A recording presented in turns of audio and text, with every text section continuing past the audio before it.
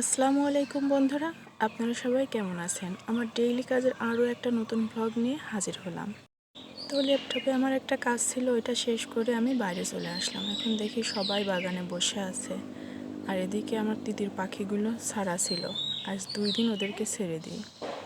ওদের ঘরের মধ্যে প্রচুর গরম, তো ওদের কাছে যাওয়া দেখে ওই যে দৌড়, তারপরে চলে আসলাম। তো ওদের এই যে বাগানে ওদের কাছে এসে দেখি আম চলতেছে রাকিবুল, আর এদিকে জারিফ তো ডাব খাওয়ার পরে ডাবের শেষে খাওয়ার জন্য সেই বায়না।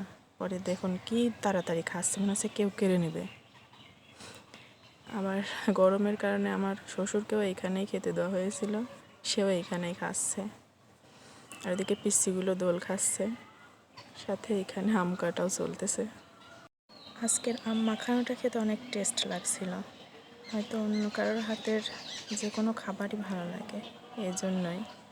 আপনারাও খেয়াল করে দেখবেন, নিজে কোনো কিছু রান্না বা কোনো কিছু তৈরি করে খেলে অতটা টেস্ট লাগে না, যতটা না অন্যের রান্না করা বা অন্যের থেকে তৈরি করার জিনিসের টেস্ট লাগে। আর এই যে এইদিকে পিসি দোল খাচ্ছে, তারপরে তমাও চলে আসলো। ও একা কেটে আগাতে পারবে না বলে।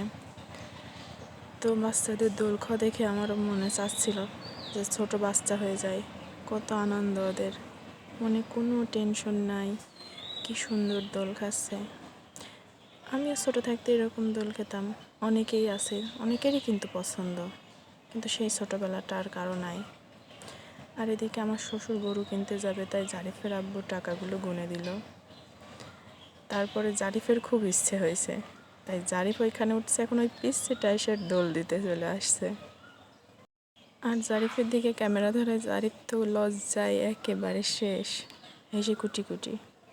এই গরমে বাগানে বসে থাকতে কিন্তু মন্দ লাগছিল না, বেশ ঠান্ডা প্রকৃতি। আমি চিন্তা করি শহরের মানুষদের কথা, ওরা কিভাবে শহরে থাকছে, কোনো গাছপালা নেই, রোদ আর রোদ, আর অনেক ঘনবসতি। তো আসলে জীবিকার তাগিদে তারা সব কষ্ট মেনে নিয়ে ওভাবে ওখানে মানিয়ে নিয়েছে। তো এদিকে কথা বলতে বলতে এদিকে আম কাটা চলছে। যে পরিমাণ গরম পড়ছে, টক খেতে কিন্তু মজাই লাগে। আর দুপুরবেলার টক খাওয়াও কিন্তু ভালো, মানে গরম লাগাও কেটে যায়, আবার মুখের রুচিটাও ঠিক থাকে। এদিকে আম কেটে ধুয়ে তো রেডি, এরপরে তো মাখানোর পালা। এই আম মাখানো খাওয়ার জন্য আমরা কতজন যে চেয়ে আছি, শুধু অপেক্ষা কখন মাখানো শেষ হবে আর কখন আমরা নেব। আর এদিকে জারিফের আব্বুর তো সহ্যই হচ্ছে না, মাখাতে মাখাতে এর মধ্যেই ও টুকুস করে আবার তুলে নিয়ে এনেছে। এরপর আমরাও শুরু করে দিলাম নেয়া। আম তো খেতেই হবে, অনেক মজা যে হয়েছে। প্রথমে আম তো খেতে ভালোই মজা লাগছিল, কিন্তু একটু পরেই দাঁতের যে কি অবস্থা শুরু হলো, খেয়ে আর বলবো। ওইদিকে মুস্তাকিমকে ওইখানে বসাই দেওয়া হয়েছে, আমি যেই ডাকছি সেই আমার দিকে তাকাই আছে। আর এই তো বাড়ির মধ্যে চলে আসলাম খাওয়া শেষ করে।